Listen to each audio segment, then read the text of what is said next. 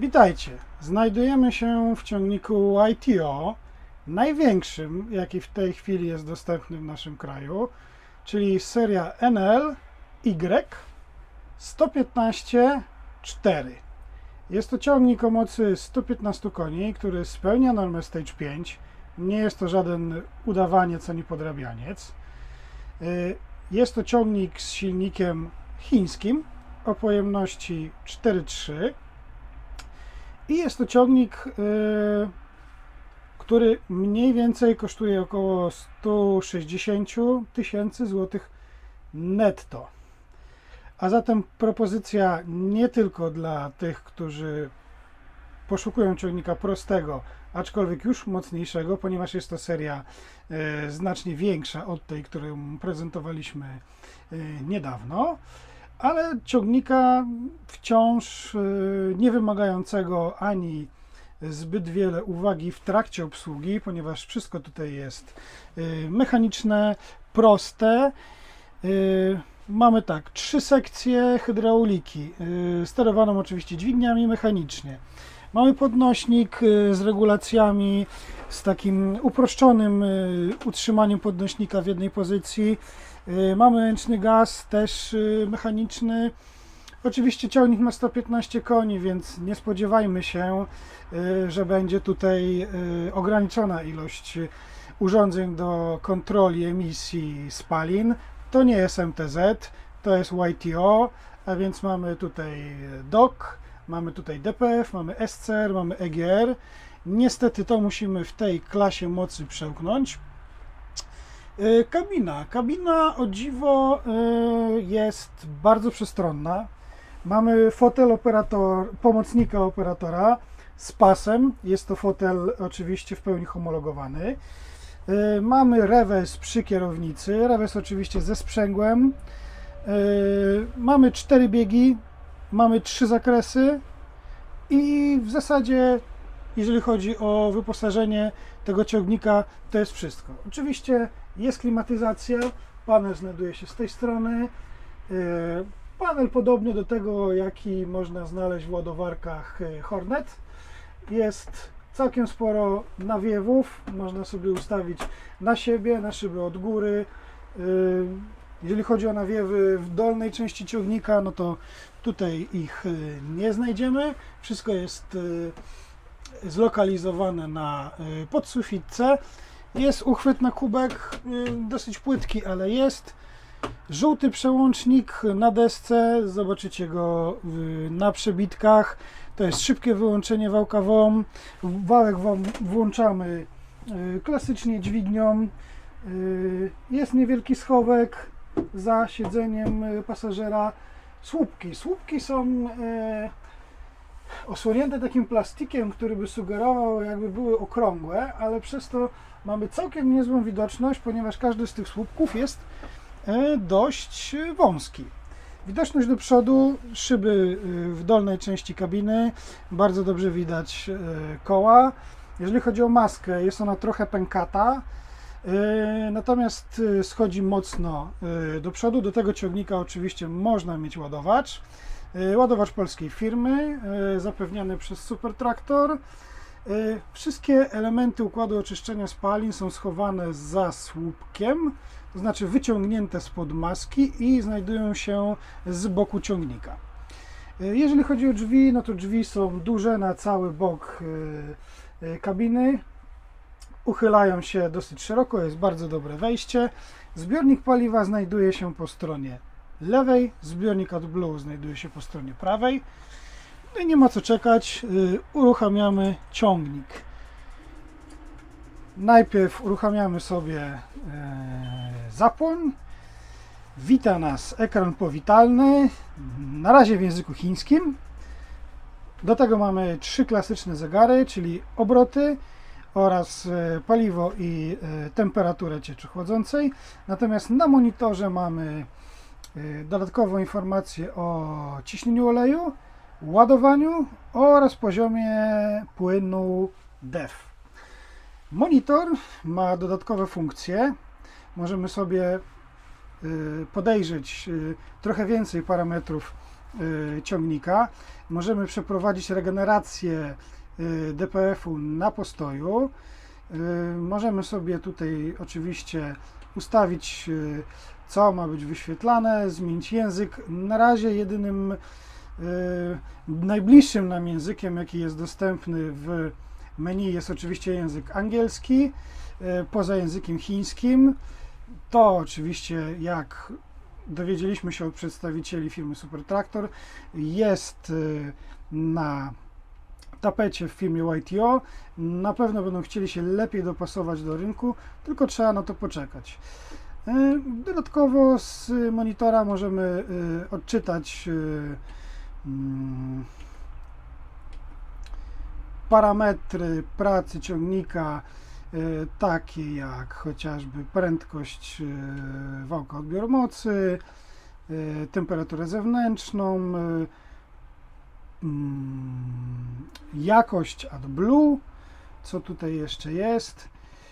Jest ilość przepracowanych godzin z dokładnością do dziesiątek, jest czas regeneracji, jaki był, oraz procent zabicia katalizatora i DPF-u.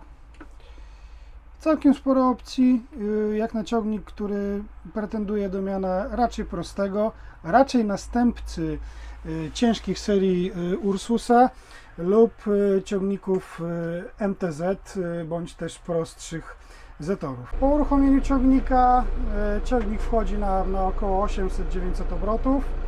W kabinie jest dosyć cicho. Trzeba mieć na uwadze to, że komin znajduje się za słupkiem, więc jeżeli będziemy mieli nie do końca zamknięte drzwi z prawej strony, to będziemy słyszeli wydech. Odczekamy sobie chwilę, w tym czasie zobaczymy, jak chodzi układ kierowniczy. Bardzo lekko. Orbital jest troszeczkę słyszalny podczas wykonywania ruchów, natomiast później cichnie. No więc tak, wybieramy sobie na przykład tryb średni, wybieramy sobie drugi bieg, jazdę do przodu i zobaczymy, jak tym ciągnikiem się jeździ. Ciągnik rusza bardzo płynnie. Pedał sprzęgła ma oczywiście duży skok. Natomiast ci, którzy przesiadają się na przykład ze starych Ursusów, powinni być w miarę szybko się wdrożyć w ten ciągnik. Jeżeli chodzi teraz o widoczność podczas jazdy, jest ona tak samo dobra jak na postoju. 1500 obrotów. W kabinie zaczyna być troszeczkę głośniej.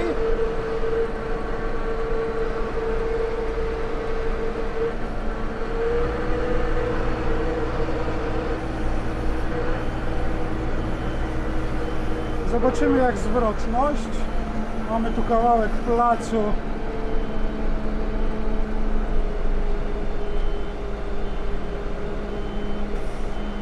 Ciągnik jest całkiem zwrotny. Rewers oczywiście wymaga zatrzymania się. Widoczność do tyłu jest zła. W ciągniku nie mamy żadnego monitora ani kamery. To też musimy się wyłącznie posiłkować tylną szybą. Tylna szyba z wycieraczką, aczkolwiek bez ogrzewania. Jeżeli chodzi o przełączenie rewersu, no to tutaj niestety trzeba użyć troszeczkę siły. Biegi wchodzą dobrze. Dźwignie są oczywiście blisko naszej prawej nogi. Niektórzy tak lubią, niektórzy wolą, jeżeli te dźwignie są trochę dalej. Dźwignie są troszeczkę wyprofilowane, aby było wygodniej wrzucać biegi. Natomiast no, to jest element, do którego trzeba się przyzwyczaić. Jeżeli przesiadamy się z ciągnika, który ma typowo ręczną skrzynię, no to po prostu powinniśmy się poczuć w miarę tak samo, chociaż oczywiście czuć, że jest to ciągnik budżetowy. Z ciekawostek mamy pokrętło od regulacji mocy. Mamy zakresy SML, XL.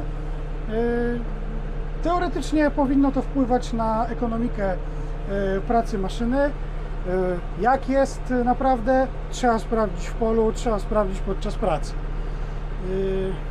I tyle. Zobaczmy, jak ten ciągnik wygląda pod kątem kwestii serwisowych. Tak jak wspominaliśmy, pod maską tego ciągnika znajduje się silnik chiński, ale o całkiem słusznej pojemności. 4,3 litra, 4-cylindrowy. A po otwarciu maski prezentuje się tak.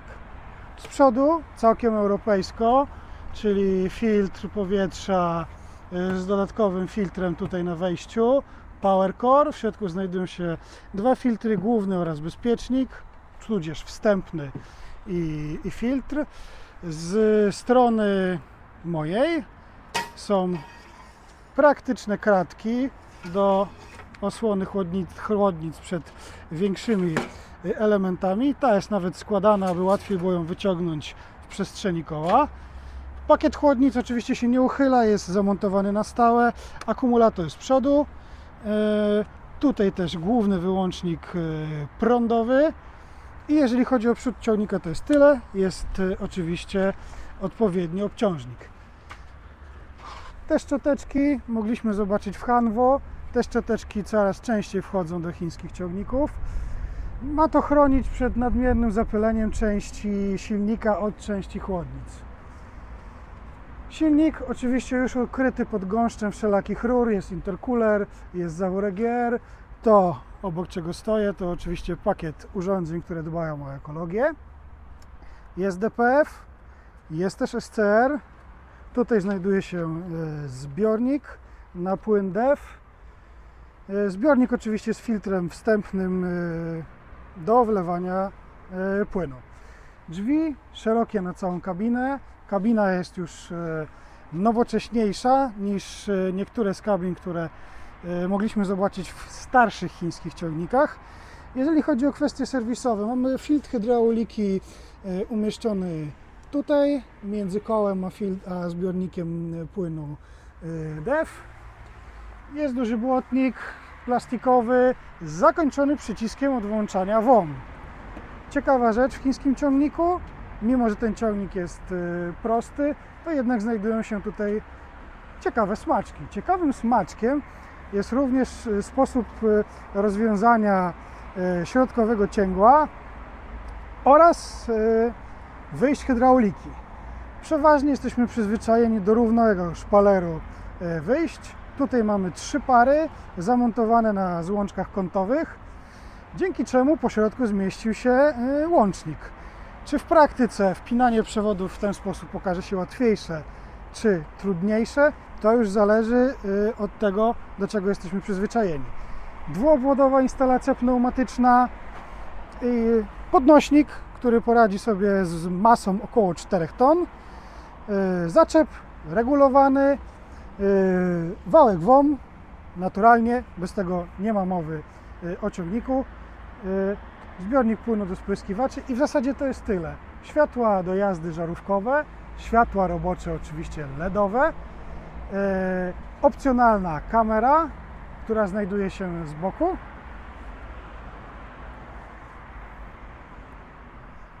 I przechodząc na drugą stronę ciągnika, oczywiście wejście. Po otworzeniu kabiny drzwi uchylają się naprawdę szeroko. Łatwo można zająć miejsce w ciągniku. Zbiornik paliwa. No i z tej strony silnika oczywiście filtr paliwa wstępny z odstojnikiem wody, główny filtr oleju silnikowego, sprężarka klimatyzacji. I tak właśnie prezentuje się największy dotychczas zaoferowany na rynku polskim ciągnik YTO.